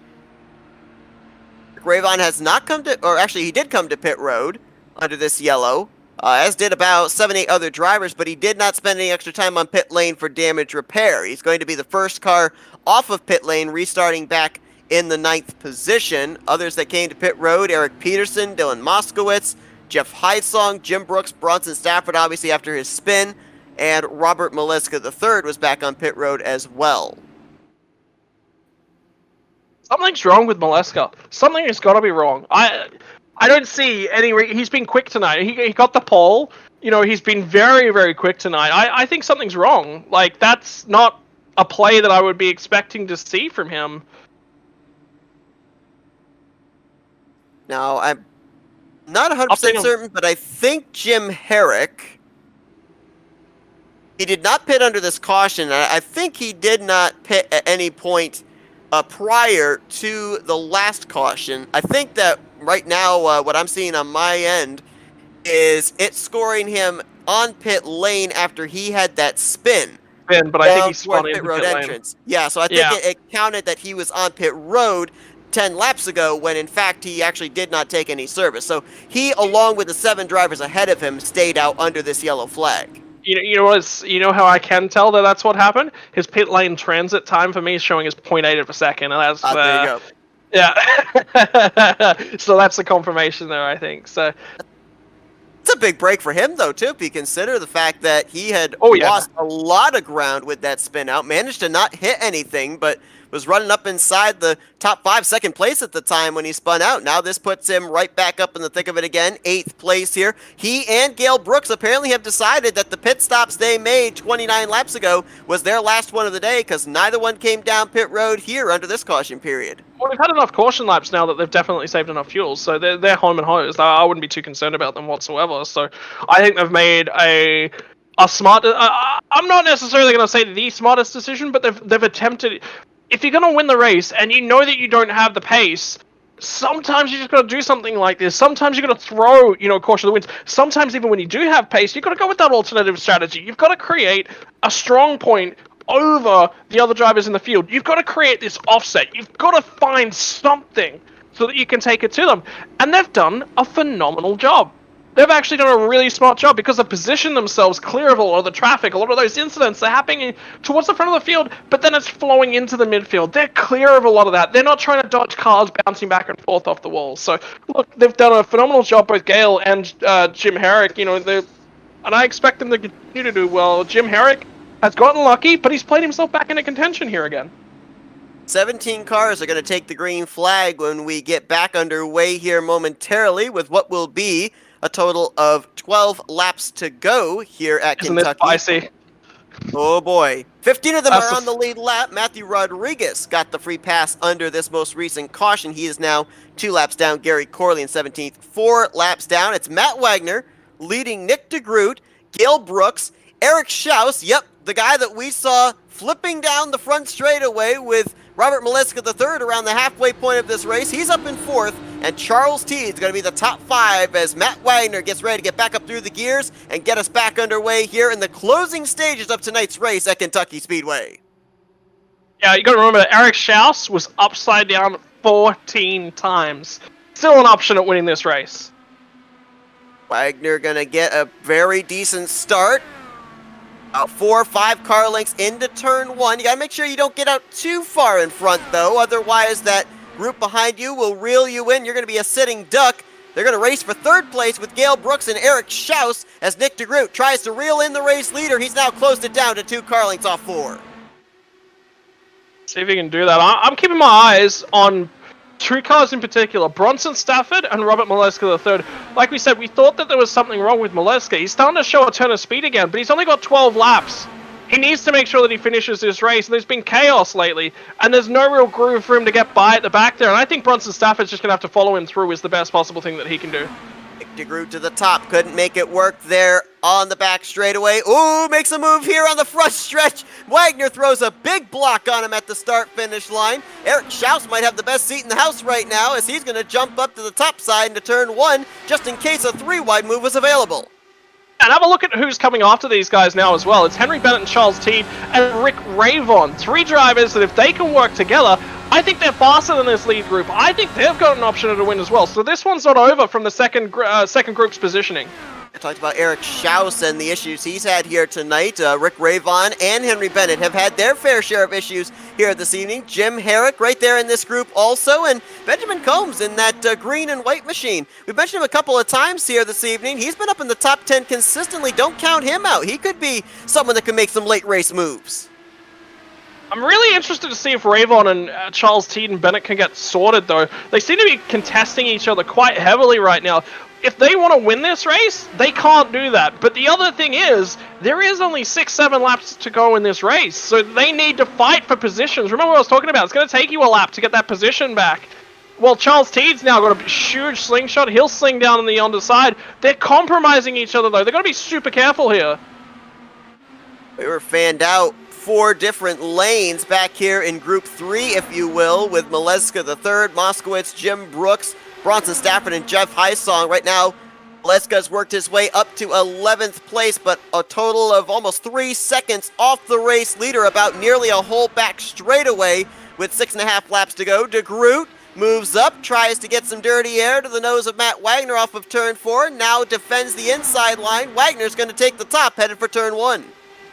Look at these guys battling back and forth. They're sort of just I want to do this. I'm going to try something different here. They're really mixing it up. And the best part about that is when you're going into the last laps, you want to get to this point in the race and you want to have a really good read on what the other car's going to do. You know what they're going to try and do, and then you can sort of cover them off. Right now, they're changing things up a bit. They're changing how they're running. They're changing how they're taking the air off each other. They're changing where they're placing the car through the corners. Have a look at Schaus here. Schaus has got a huge run. Gonna jump up there to the top side, see if it will work. Can't quite get to the right rear. Rewind. He is going to get to the right rear, actually. I thought he wasn't going to be able to, but he got a good run off of 2. Wagner now going to get clear onto Groot. He'll slide back into second. Schaus trying to stay alongside for the runner-up spot. He has to tuck back in line as well. And as these 4 have been racing it up, here come 6 more contenders. Bennett, Teed, Ravon, Peterson, Herrick, and Combs. Oh man, this race, went from a 4-way battle for the lead, and I think Gale Brooks is playing himself into contention here. I'm waiting for him to send it down the inside. Wagner's got to try and find a way past De Groot, because De Groot is just holding him up so fantastically. And now Ravon's here. Schaus is slipping back. Gale Brooks is there. Brooks has sent it through to second place. Here comes Henry Bennett. So far this season, 3 victories Here comes Ravon.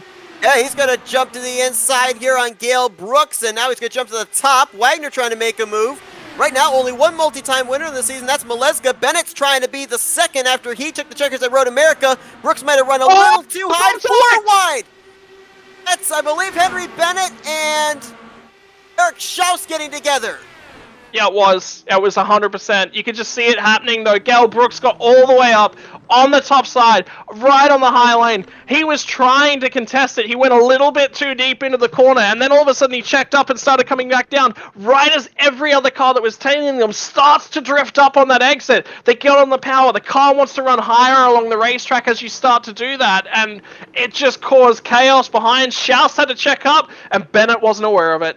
Lot of damage there to the front of Henry Bennett. I think he got the worst of that exchange. The 72 of Schaus doesn't look all that bad, at least when we checked back on him there in the infield grass on the front straightaway. It was 2 to go when Nick de Groot hit the start-finish line, this time by under caution. I believe he's going to be seeing the white flag. So Nick de Groot, in his career here under Dark Horse Racing Series, is going to be 2 for 3 in victories at Kentucky Speedway, as white flag flies in the air, this time over the hood of the 89. Wow. We got ourselves the first green-white caution. Oh, that is so rough for Henry Bennett. Nothing he could have done at all. Unfortunate for him. He's, again, another one of these drivers that showed pace and just found not a lot of luck. It's disappointing. It's a tough night for multiple drivers in the field. Multiple drivers have put themselves in different positions at different stages throughout the night. Look at Maleska. Look at Stafford. These guys have been towards the front in terms of their championship hopes.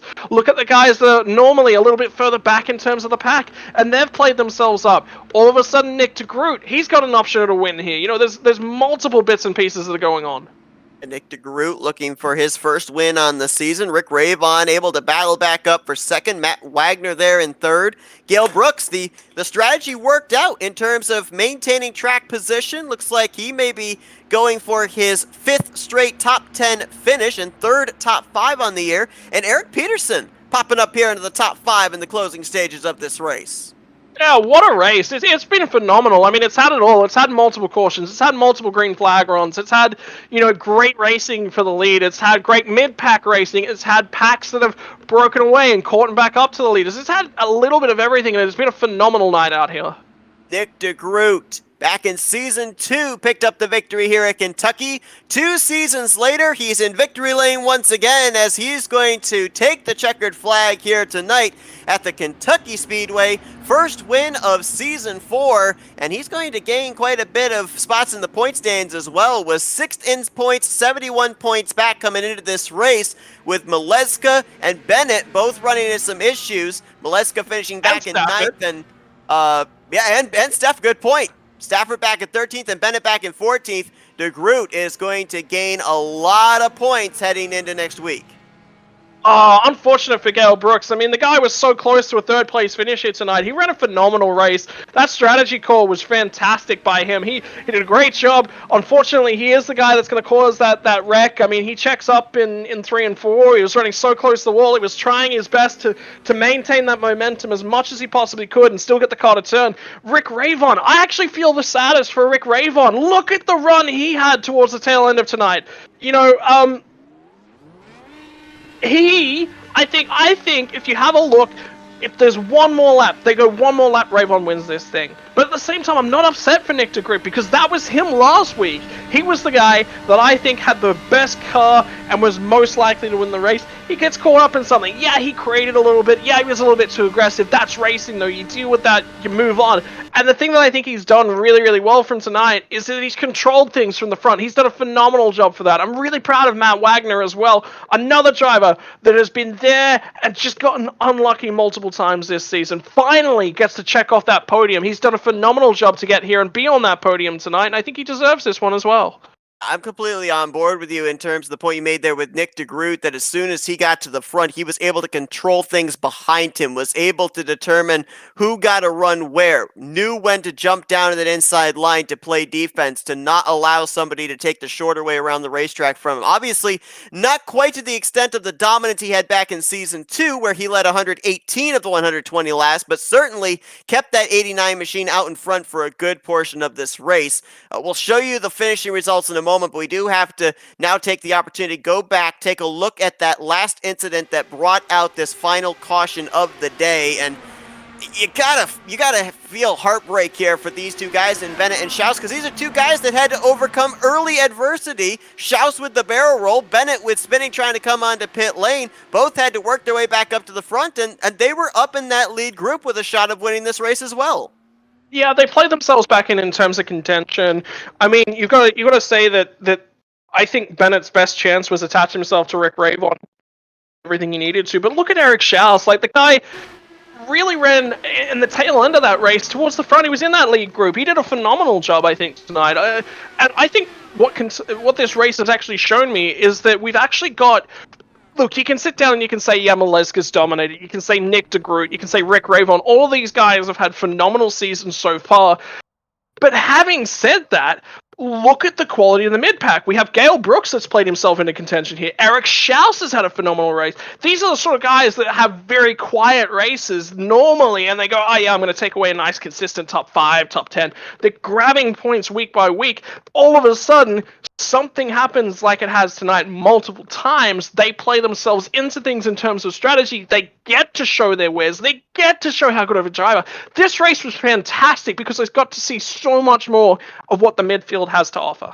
And with that, just take a look at how that can definitely change what the point stands in the championship picture looks like, because you've got guys like Maleska, Bennett, and Stafford, who were first, second, and fourth in the points coming to this race. They're going to lose some ground to guys like Rick Ravon, Gale Brooks, Nick de Groot, and Matt Wagner, who were third, fifth, sixth, and seventh in points coming to this race. It's going to make the points a lot closer, I think, amongst those 7 drivers who, even coming into tonight, were only separated by 75 points.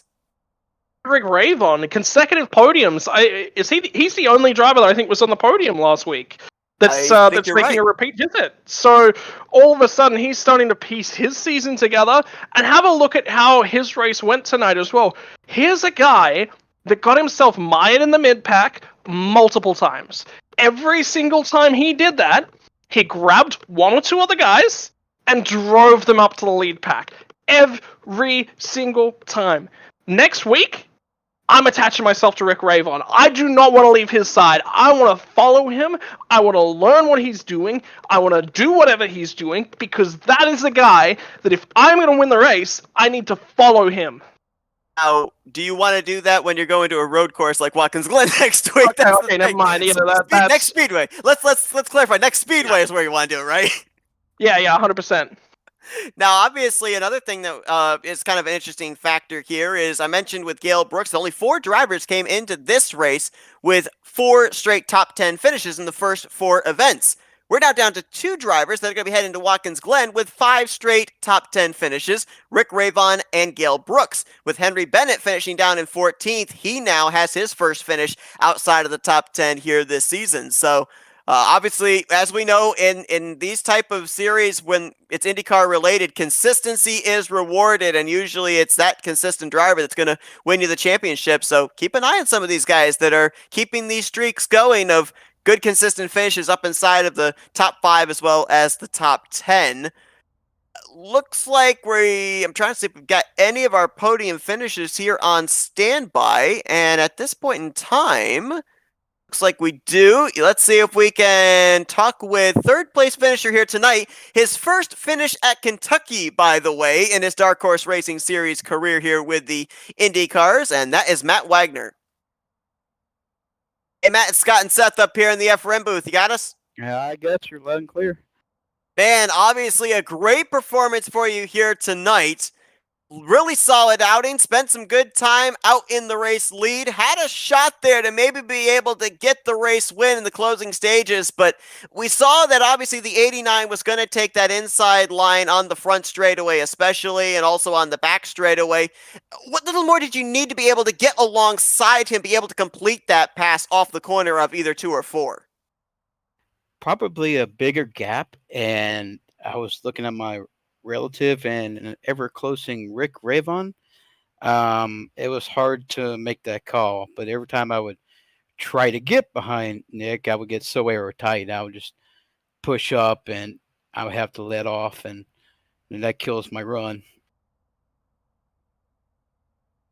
I tell you what, I mean, what an interesting race. You had to work with multiple drivers through multiple periods tonight, and then at the end, all of those drivers changed. We saw you work with Bronson Stafford.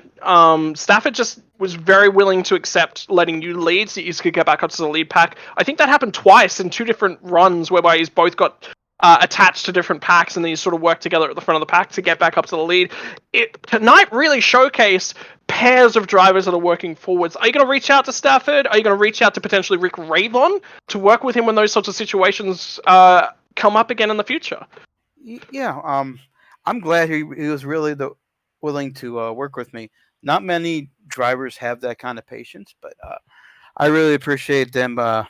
Let them follow me, and I knew it was fast enough to catch up to him. All he had to do was just stay with my draft, and we were able to catch lead pack. And 10 laps later, here we are, right attached to the leaders. And I said, "Here you go. You can do whatever you want. Pass me, whatever." Because I was chilling and letting the race go by, and just that's what I was doing at the start, saving fuel, staying out of trouble. And one of the big top stories we talked about coming into tonight's race, as we have at most of the speedways, is the fact that we know that when you guys get closer to the end of a fuel run, the back end of the car gets lighter and really wants to spin coming off of the corner. And we saw a number of contenders get involved in wrecks that was kind of the deciding factor into causing the car either spin out or trying to save the car and counter steering into the wall. Was there a point where consistently you were able to know that that was when you were going to feel the sensation in the car, or did you just have to be aware of it the whole time? You have to be aware at all times. There's a certain fuel number I was looking at. I really think it had to do with the weight of car, because right about 5 gallons of fuel left, the car wanted to step out ever so slightly, so you have to manage your corner exhaust of 3 and 4. And I was able to do that the whole race, and I was really happy I didn't spin it. It was pretty difficult. I saw some drivers out there that were pretty out of control, and I feel bad for Bronson, who was leading, and he touched the apron so slightly out of turn 1, and he lost the car, and I felt bad for him right there. Well, Matt, still a great run for you here tonight. You were 7th in the points coming into this race, and definitely going to gain an awful lot of ground here as well heading into Watkins Glen. Not only that, but really cool to be able to see you finish the race out with a good run. Kentucky has not exactly been the kindest to you in the past couple of seasons, so congrats on a 3rd place run here this evening. We're now going to give the opportunity to thank some sponsors and do some shout-outs. Actually, that run there, that was good medicine. That was really good healing. But anyway, I'd like to thank all my sponsors: LMC Gear, Area 51. Uh, God, gosh, uh, what a great run tonight! It feels pretty good. Extra medicine, and then we going on to Watkins Glen. Uh, congrats to Nick on the win. Really good drive. You guys are awesome in your broadcasts, and I really do appreciate all your research. It's really good. We'll check you next time. Absolutely. That's Matt Wagner, P3, here tonight in the Bluegrass State. Best of luck to you next week at Watkins Glen. Yeah, buddy. Let's see if we can get our second place finisher here tonight. Started this race from outside of the top 10, brings it home in second place. Rick Ravon.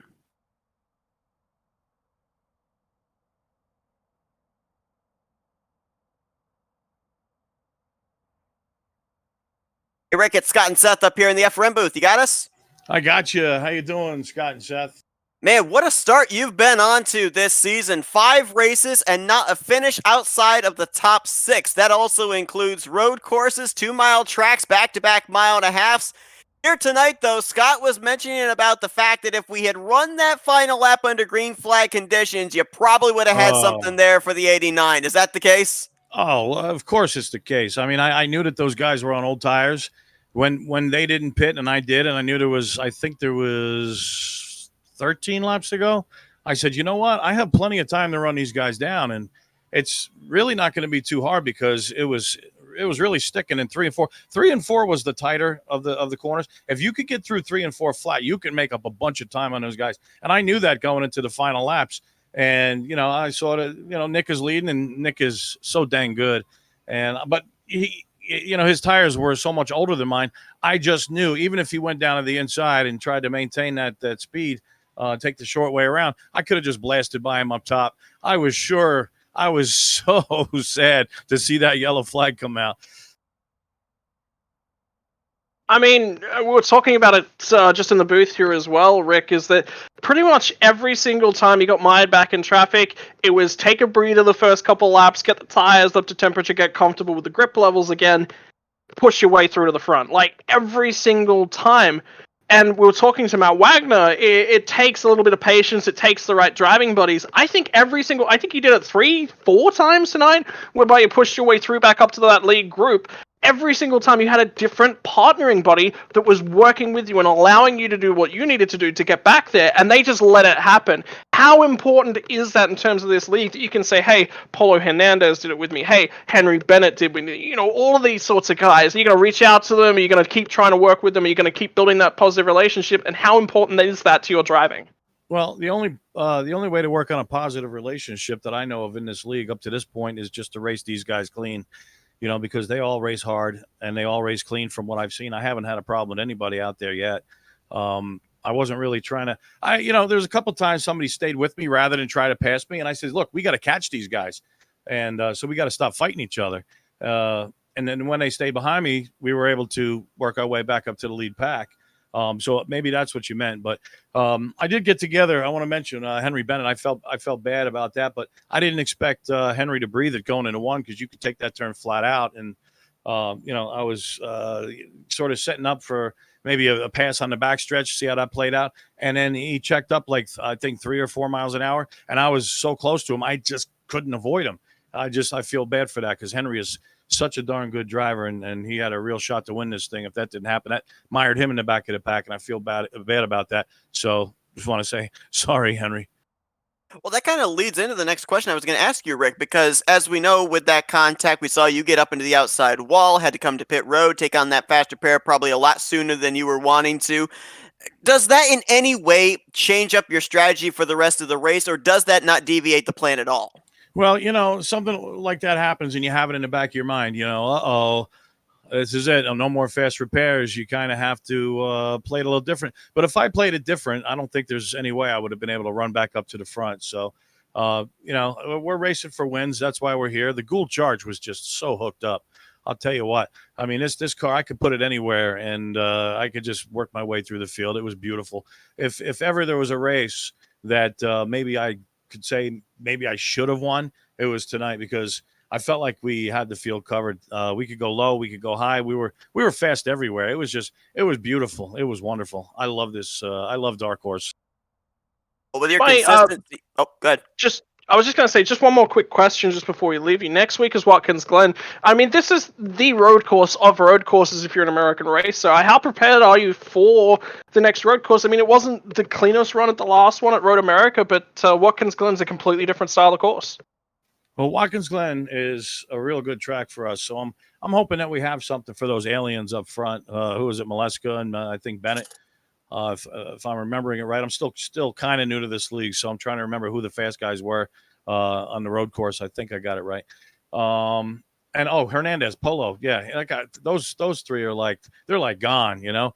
But the Watkins Glen track, we're pretty good at. So I'm hoping that I'll be able to put the Gould Charge up there with them and stay with them, and maybe we'll have something for them at some point. But only time will tell. Looking forward to next week. Well, so far here in the first 5 races, you're leading in the statistics of top 5s. You're tied for the lead in the statistics of top 10. We'll see if maybe you can put a 1 in the win column next week at Watkins Glen. Before we let you go, Rick, we're going to turn the mic over to let you do some thank you sponsors and shout-outs. Well, first and foremost, I want to thank the Lord. I love you, Jesus. Thank you for the life you've given me. Thank you for putting me in this league with these awesome sim racers. So much fun, such a challenge, and I'm grateful to be here. I want to thank the league owners at Dark Horse. Just thank you for putting this together, and I want to thank you guys in the booth. You guys are phenomenal. Every time we have a race, I go back and watch it later or the next day, and it's just thrilling. You guys, you're so knowledgeable. I mean, I don't know which one of you, if it's Seth or what's the other guy's name? Todd. Todd? I'm right here. Todd? Oh, I give up. I'm done. I'm done. I'm out. I mean, he talks and talks and talks and talks about the way the car is set up, the track temperature, how the tires are going to wear, the fuel mileage. He just knows his stuff, and he just goes on and on and on about it. And I'm like, wow, he really does know what he's talking about. He'll call, oh, this guy's doing this. He's probably thinking that right now. And he's said a couple things about me. I'm like, you know what? I went back and watched the replay. I'm thinking, that's exactly what I was thinking. How does he do it, man? I mean, you guys are just so entertaining. I love it. So thanks to you guys here for putting on a great show as far as the broadcast is concerned every week. I love it. I'm loving this. Well, don't worry, Rick, because Scott answers to anything. Anything you call him, he'll respond. That Aussie guy. That Aussie guy. Yeah. Well, you replied so quick and short. I thought he said Todd. I guess he said Scott. Okay. I'll remember that next time. My apologies. Rick loves me. And he can't get my name right. I'm done. Don't worry. I'll get it right from now on. I love you, man. It's so good. All right, well, Rick, we'll let you go, but congrats on a great performance here tonight in Kentucky. Would have been cool to see if we'd have had that last lap under green, see what kind of a race you'd have made out of it there for the checkered flag, but good, consistent run tonight. You've been the most consistent driver here in the first 5 races, no doubt about that, and best of luck next week at Watkins Glen. Yeah, thanks very much. We just came up 1 lap short, but maybe we could pull it off at Watkins Glen. I also want to say thanks to everybody who's out there watching, and God bless you. Thank you so much. That's Rick Ravon, P2 here tonight at Kentucky. Coming up just short on beating the guy that we're about to go down to victory lane and talk to now, the Season 2 Dark Horse Racing Series champion, Nick DeGroot. Hey, Nick, it's Scott and Seth up here in the FRM booth. You got us? Yeah, I got you. All right, man. Well, you finally got that first win of the season off your chest. Strong run here tonight at Kentucky. We already talked about the numbers for you coming into tonight. Back-to-back top 5s, 5th place last year, and then, of course, the 118 of 120 laps-led domination back in Season 2, but had to work for a little bit more here tonight, but it still looked like that car was able to get up to the front and stay there no matter where you restarted. Yeah, I don't think we ever dropped outside the top 5, so I really didn't have to deal with traffic at all, which is probably a good thing because it looked like it got pretty tough if you ended up back there. But yeah, after what happened last week at Chicagoland, leading the most laps there, and then ending up in the fence while going for the lead on my own mistake, I should add. It's good to come back here and just, I think, lead the most laps again and just get it done, get the win. And it's good to be able to put that behind me. Well, I tell you what, I think Rick Ravon had something for Look, I went out on a limb. I said, look, I mean, Rick Ravon, he was definitely moving quickly. He was hunting you down there towards the end. I think you deserved the win last week, and you got it tonight. Do you think that Rick Ravon's going to get it next week? Because he deserved it tonight. I think he had one of the quickest cars out there. Well, I don't know. Next week's a road course, so that's a whole Oh, yeah, other never mind. territory. Next oval. Next oval. Oh yeah, he is he's very aggressive, and that just does him so good in races like this when the pack is all together, and you have to be aggressive because if you try to run 90%, you're getting freight train. You're going back. People are going to be passing you on every side, so you kind of have to be at a 10 out of 10 the whole thing. And if that thing went green, it was going to be very difficult to hold him off in those fresh tires. I did not expect anyone who pitted to get tires on the last caution to come back up through the field and catch the leaders, but they did. And Rick got up to second. I think Eric got into the top 5. So yeah, that caution definitely saved me one hell of a fight that last lap. Now, obviously, with this race win, a lot of other drivers behind you are up there inside the top 7 in the points. And if we look at the guys that are 3 of the top 4 inside, 3 of the top 4 and then 4 of the top 7, had good runs and bad runs. It's looking like what was 75 points separating the top 7 is going to be really condensed down even closer when we go into next week's race at Watkins Glen. Now, obviously, there are drivers that take to road courses, that's their specialty, and then there's others that, they know about a road course, but Watkins Glen's like that one universal road course that just about everybody knows how to drive. So how much more pressure do you think it is on not only just yourself, but a lot of the other guys around you in the point standings battling for that points lead next week? Yeah, absolutely. With guys like Rob and Henry, you can't afford to just be okay at road courses, and that's basically me. I can run about 5th to 7th on road courses, and which is admirable. It's not bad at all, but I need to step that up if I want to be able to battle these guys for the championship. And thankfully, Watkins Glen is like my favorite road course. It's my home track. I'm New York born and raised, so it's a road course I know well. I have a lot of official ones there and some interesting cars, one in an Indy car too. So I'm excited for that one. I think we could eke out a top 5. And points wise, I looked at the points every race last year. I was counting them. How many points did I cost myself with this mistake? How many did I lose? How many do I need? And this season, I don't want to do that. So this season, I'm just every race finish as high as possible, and the points will end up where they end up. So I think we did pretty well on that front today. So looking forward to Watkins Glen. Ooh, making it real tough for me not to be biased next week, trying to not root for a fellow New Yorker at Watkins Glen next week. But man, Nick, obviously, congratulations on a great run here tonight. Very strong performance as you're trying to be a 2-time champion here in the Dark Horse Racing Series. We're now going to turn the mic over to you for some victory lane thank you, sponsors, and shout-outs. Yeah, as always, Factory Back Motorsports. Covey Moore, who unfortunately could not be here tonight, but he got a win as a team owner, so I'm sure he's going to be happy when he sees that. So CoveyMoore.com, Cowboy Shit, all these other sponsors we have in the car. And, speaking of which, I should give a shout-out to Henry because that guy, he is such a solid, clean racer. And every time he was just trying to run his race, he ended up getting swept up in somebody else's thing, which is really unfortunate. He had a nice comeback there from that earlier incident, was going to get a top 5 and got wiped out in that last wreck. So he's somebody you're going to want to watch next week because I think with him on our team, we could definitely go back-to-back at Watkins Glen. He's one hell of a road racer. Well, Nick DeGroot picks up his first win on the season, his second win of his career here in the Dark Horse Racing Series at the Kentucky Speedway, and he'll look to carry that momentum into the second road course stop on the schedule, Watkins Glen, next week. Best of luck to you, Nick. Congrats on a great performance here tonight. Thanks, guys. It was fun. And so Damn it, I wanted to ask him what my name was. We should just have a running tally, have everybody moved in here, find out if they know what your name is. I'm gonna have that out with Rick next week. I tell you what. Oh man, what a fun night, Seth! What a fun night because we got to joke with the drivers afterwards. But the racing itself was fantastic. Like that's what I'm enjoying about this league. Again, I'm gonna go back to it. The midfield showed their stuff tonight, and they showed their stuff to a phenomenal level. I really want to shout out. Unfortunately, we didn't get to chat to Gail Brooks or Jim Herrick, but both of those guys ran phenomenal races. Eric Schaus was there as well. You know, there were so many guys tonight that really showed they can take it to the best of them. Maleska, where does he finish? Tail end of the field, back of the mid pack. You know, that is such a big vote of confidence for how good this league has gotten. no doubt about it. And the thing is, too, I think we're going to get the tale of two tracks based off of our first two road courses this season. Last time out at Road America, things got really spread out. I think we're going to have a lot more battles going on through the field when we get to Watkins Glen, because you pointed out as well, the fact everybody knows how to run Watkins Glen.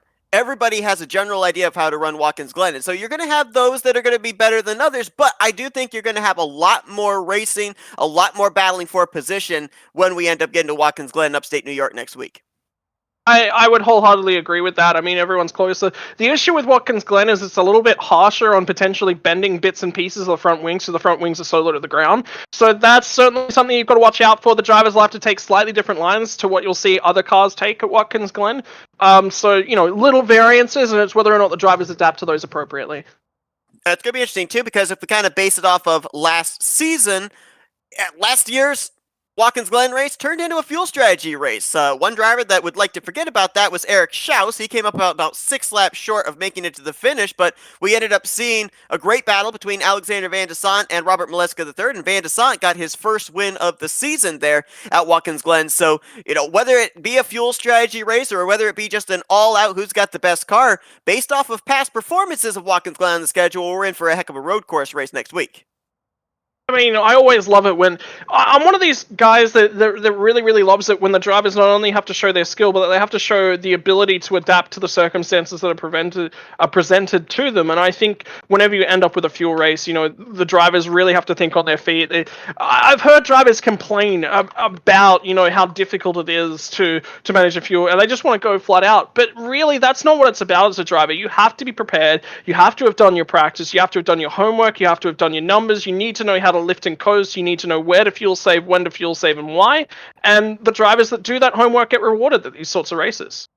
Well, next week we are guaranteed a brand new winner at Watkins Glen as well here under the Dark Horse Racing Series banner, as back-to-back seasons 2 and 3, it was Alex Van de Sant going to victory lane, and he's yet to make a start here in season 4. So we'll be seeing a new driver celebrating in the Watkins Glen victory lane more than likely next week. But as you point out, Scott, fun race here tonight, very entertaining. Double wide, 3 wide, on occasion 4 wide, and most of the time they were able to keep it together too. So a lot of heart-stopping moments, but Nick DeGroot able to pick up his first victory of the season here tonight at Kentucky Speedway. Going to be a lot of fun to see how close the points are heading into Watkins Glen next week. We'll have the call for you here next Wednesday night with the green flag flying at 8 p.m. Eastern Standard Time. Scott, appreciate you joining me up here in the booth for this one here tonight, though, at Kentucky.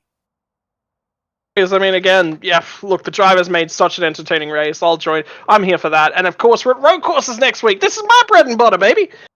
Absolutely. Well, thanks to everybody that tuned into our coverage here tonight. Hope you guys enjoyed it. For Scott Rankin, I'm Seth Cole. Enjoy the rest of your Wednesday night as you've been watching another broadcast courtesy of the Flat Out Racing Network. This broadcast is the copyrighted work of Flat Out Racing Network and may not be rebroadcast, retranslated, or used in any form without the express written consent of Flat Out Racing Network and iRacing.com Motorsports Simulations. Flat Out Racing Network would like to thank you for your support, and we hope you enjoyed tonight's broadcast.